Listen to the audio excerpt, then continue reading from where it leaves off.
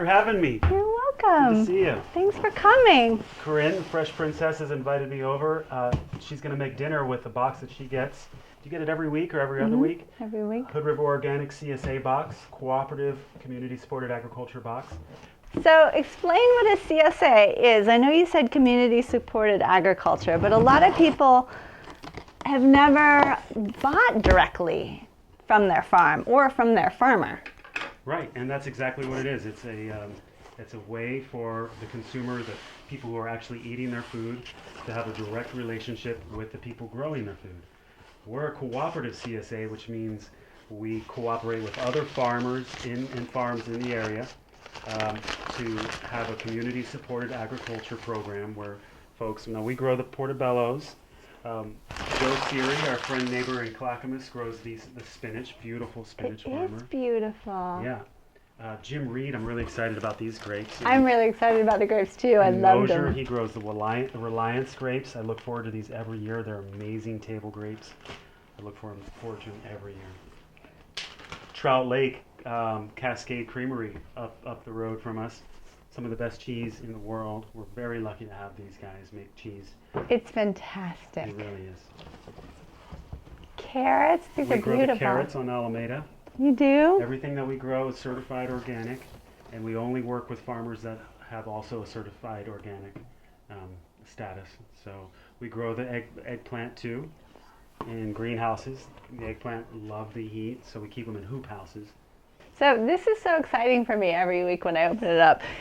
I log on to Hood River Organics every week and I can customize, or I can put my box on hold. So when we're gone, a lot of times I'll be like, Dad, I'm not gonna put my box on hold. But it's flexible like that. So I can go on and say, no, I don't need tomatoes and kale because I have them growing in my garden. But I don't have carrots because something ate all my carrots this year. So I wanted extra fruit this week because Glenn and I are wanting to juice, and it's that time of year again. And so you can just add 2, 3, 4 more units of any one of these things, which is fantastic. So this isn't just a box that you guys sell weekly. This is a box that I choose, and it just deducts from my account. Right. It's awesome. The blueberries are from my orchard, and the pears that you just pulled out are also from my orchard. And just like you mentioned, like you planted carrots, and some critter got to it. And we learned early on. Our CSA is almost 10 years old now, and we've learned that in agriculture there is loss, and it's almost heartbreaking. So it really does make a lot of sense to team up with other farmers to hedge your bet, if you will, and have a relationship with a cheese maker. It's kind of like the old world, old country, some people call it. And wow, that's a huge box. It was a huge box. So this box, my last box had 10 things in it. This week I think I added 7 different units of things. Right. I had 1 cantaloupe and I added 2 more. The cantaloupe are amazing. They are amazing. I had one last week and these are incredibly good. They are. They're from Mosier, which is just great country.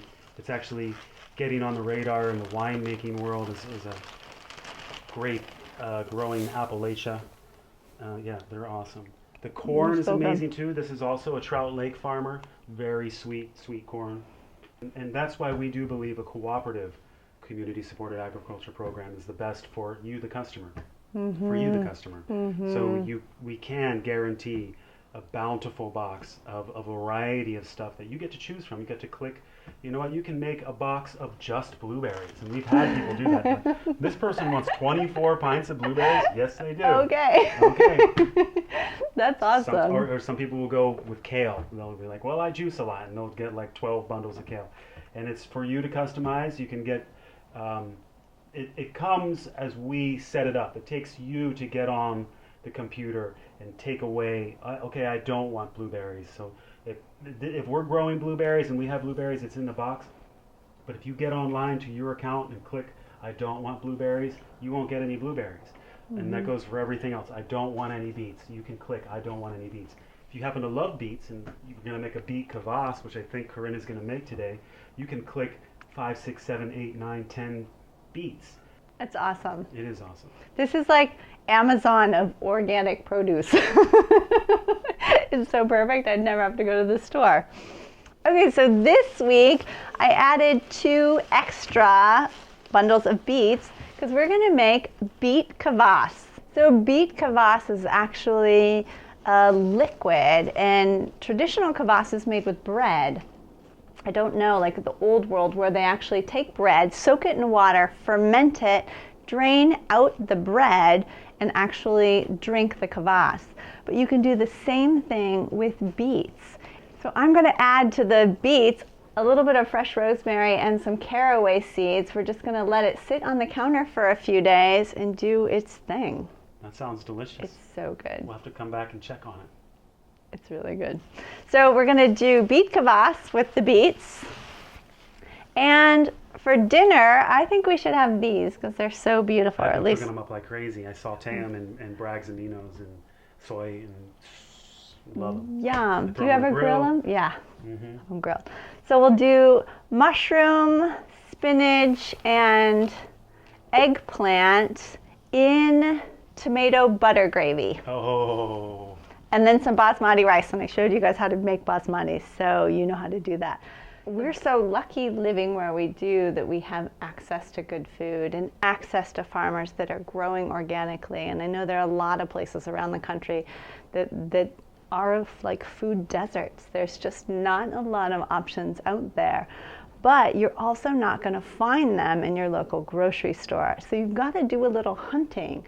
So when people are looking to change the way they eat, and maybe they want to find and build relationships with local farmers, but they don't have access to a farmer's market, they don't have access to somebody that knows and can put them in touch, like where do you go about finding information like this? Like where you can find a local CSA or maybe start a market in your neighborhood. Right.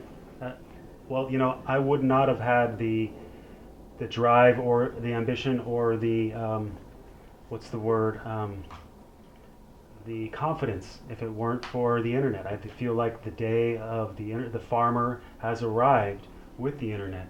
Before the internet, the farmer was not in the city, clearly, in a very isolated rural area, and probably had a very difficult time reaching out to people who were interested in local, fresh, organic produce.